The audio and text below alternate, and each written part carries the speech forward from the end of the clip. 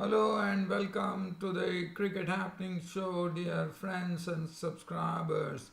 Yes, I am definitely having a sore throat, but as you know, cricket is very, very dear to me. I never miss the moment here, and I know you're putting up with my cricket show, even though I don't have a good voice, but still. I would like to talk about the game. As far as today's cricket happening show is concerned, it's going to be the preview of the first one day international that will happen between South Africa and Bangladesh at the Diamond Oval in Kimberley. And, um, and for Bangladesh, they would be strengthened uh, by the presence of Shakib Al Hasan, who took a break from the Test matches, as you would know, and also the other thing that I'm going to look at on this cricket show is going to be the Indian squad, which has been selected for the ODIs against New Zealand, which contains a few surprises, which I will be sharing with you as the show goes on. And also, New Zealand have announced their T20 squad, an updated T20 squad, and ODI squad, which I will have a brief peek at. So, definitely, I'm going to start off with the preview between Bangladesh and South Africa in the first ODI, and let's look at South Africa. Now, this is going to be played at the Diamond Oval in Kimberley, and I'm told that definitely we are going to see a lot of runs being scored for the simple reason that it is a flat pitch. So definitely we are in for some runs here at the Kimberley Oval. The temperature is going to be at 30 degrees, and which for Bangladesh should not be a problem because they are quite used to 30 degrees back home as well. And also, I've told you about pitches plan. And there are no forecasts for rain, so we can expect a very good crowd at the Kimberley Oval, and also we can expect a good game of cricket. So let's have a look at the home team, South Africa. Now, South Africa will be strengthened by the coming back of AB de Villiers. And look at the team. I mean, if you look at the team is looking very, very strong. Hashim Amla and Quinton de Kock, the specialist opening pair for South Africa. Hashim Amla is already in some form, as we know, in the test matches. Du Plessis is someone who has become a sort of an icon for South Africa because he's the captain in all the formats now, as you know. And then JP Duminy, who has announced his retirement from test matches but continues to play ODIs, and he's also a useful ODI player. And AB de Villiers coming in really, really strengthens the team to a great extent. And David Miller will be having a significant moment tomorrow at the Kimberley Oval. The reason I say that is because he's playing his 100th ODI, and he could be a dangerous customer as well. And then we have a spate of all-rounders for South Africa, and that is also something very encouraging. Wayne Parnell, they have Dwayne Pretorius, they have Andile Felequayo, and then it comes to the pace bowler, the kingpin pace bowler, Kagiso Rabada and Imran Tahir, the leggy. As far as Bangladesh are concerned, well, they are still smarting from the defeat that they suffered, the Test series defeat that they had at the hands of the South Africans, but they would be refreshed and strengthened by the coming back of Shakib Al Hasan after the break in Test matches. And Shakib Al Hasan definitely would get some time to actually get acclimatized to South Africa, but nevertheless Shakib Al Hasan is an experienced campaigner, and one can expect him to deliver the goods. So Bangladesh definitely, as you know, ODIs are a different kettle of fish because Bangladesh of late we have seen that they are a very difficult proposition when it comes to one days, and will definitely remember the upset that happened when Bangladesh upset the apple cart of New Zealand in the Champions Trophy, as one would definitely remember. So Bangladesh can't be taken lightly. Test matches are different, ODIs are different. Bangladesh will have the opening pair of a strokeful Soumya Sarkar. Liton Das will open the innings.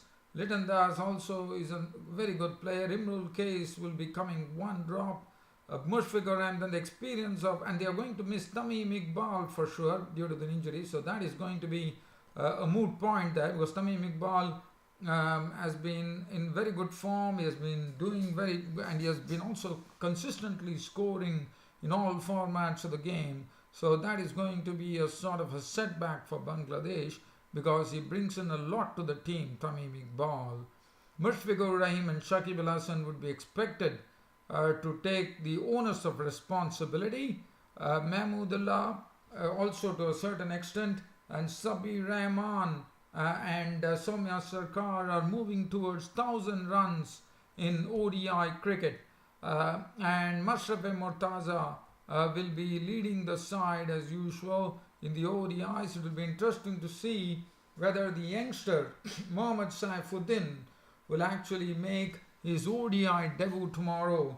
I would rather prefer Taskin Ahmed because Rubel Hussain, probably Saifuddin could come in place of Rubel Hussain. I would rather prefer Mashraf-e Mortaza, Mohammad Taskin Ahmed, Mohammad Saifuddin, and Mustafizur Rahman. So they are looking a very composed unit, Bangladesh, but they are going to miss Tamim Iqbal for sure, because he's a vital cog in the scheme of things for Bangladesh. But nevertheless, we should have a good game of cricket. As I said, the weather is going to be fantastic, 30 degrees and no rain, and it should be an interesting affair. Soumya Sarkar needs 41 runs for 1,000 runs in ODI cricket, and Sabir Rahman needs 90 runs to reach 1,000 runs. So definitely there's going to be a lot of fun here at the Kimberley Oval at the Diamond Oval in Kimberley. Now I will have a look at the Indian squad which was selected for the 3 ODIs and 2020s against New Zealand. Looking at the squad, Virat Kohli will captain the side. Rohit Sharma is the vice captain of the team. So that is something new. Rohit Sharma getting the vice captaincy here. Despite the presence of Ajinkya Rahane, who was the vice captain, as you would remember, I think it was in the test matches. But now Ajinkya Rahane is still there in the team. Rohit Sharma, vice captain, Shikhar Dhawan, Ajinkya Rahane, Manish Pandey. Now Manish Pandey has displaced KL Rahul from his post. So KL Rahul has been left out of the squad. It is really asking a few questions, but one has to say that KL Rahul has not been in some form, and unfortunately now he has to make some good scores in the Duleep Trophy to forge his place back. Manish Pandey, Kedar Jadhav, Dinesh Karthik, after scoring very heavily in the domestic tourneys here, has got an opportunity. Dinesh Karthik has done very well, and I'm happy to see Dinesh Karthik coming in. In fact, he was playing for Tamil Nadu in the Ranji Trophy, and also he finished second in the Duleep Trophy as well. And so Dinesh Karthik is coming to the team, will definitely strengthen the team. Mahendra Singh Dhoni to do the the keeping duties and batting. Hardik Pandya, Akshar Patel, Kuldeep Yadav. So the spinners hold their own. And as you know, New Zealand generally, one has seen that they have a fallibility against good spin bowling. So Akshar Patel, Kuldeep Yadav, Zendra Chahal would be definitely longing to have a go at the Kiwis. Jasprit Bumrah, Bhuvaneshwar Kumar, but there is a new inclusion here Now, this is going to be a very, very surprising. In fact, Umesh Yadav and Mohammad Shami have been left out of the team. I was really, really surprised at this, but nevertheless, they have decided to go for Shardul Thakur of Mumbai. So, Shardul Thakur, who has been amongst the wickets as well, so he's got an opportunity, but one was really surprised to see that Mohammad Shami and Umesh Yadav have not found a place in the squad. One does not know whether this was due to some rotation that they are doing. There is no Ashwin or Jadeja was still rested. So definitely, probably they are looking out for some rotation, I reckon, because one knows that what an important role Umesh Yadav and Mohammad Shami plays for India. But nevertheless, so that's the composition of the squad. So Rahul, Shami and Umesh Yadav are out of the squad. Comes in Dinesh Karthik and Shardul Thakur. Now, let's have a look at the New Zealand team that was selected. Basically, it was updated, I would say, because they had already set, and then they, as they said, India and New Zealand A were playing, and they picked the squad from that.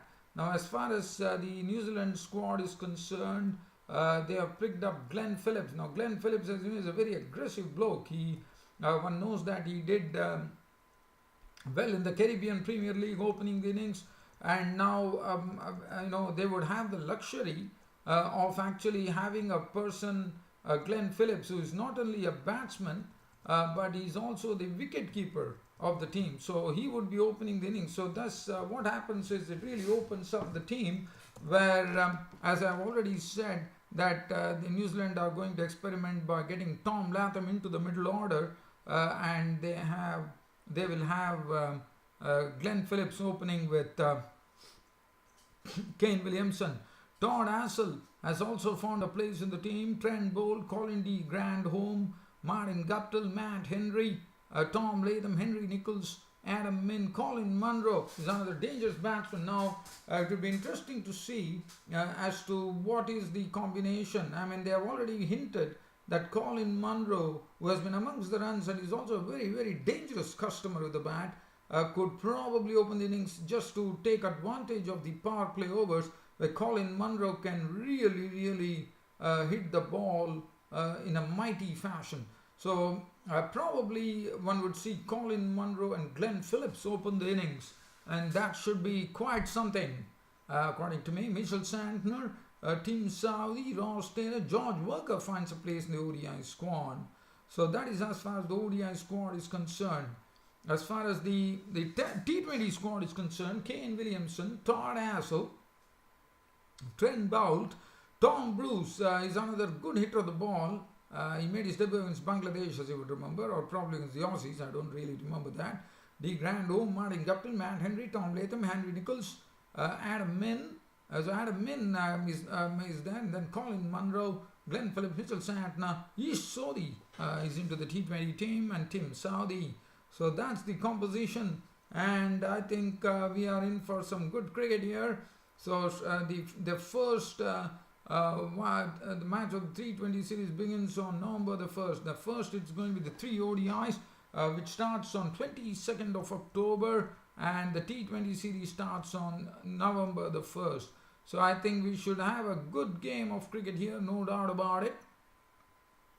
And one is really looking for that. And also just talking about Todd Astle, he was very economical in the games against the India A team, where he took 5 wickets, and he was pretty economical as well. So that's the thing. So basically that's the composition as far as the New Zealand team is concerned for the ODIs and T20s. So that's a wrap on today's cricket show, and I'll be catching up with you all tomorrow with a full match summary of the first ODI between Bangladesh and South Africa at the Diamond Oval in Kimberley. Till such time, this is your host leaving you by saying goodbye.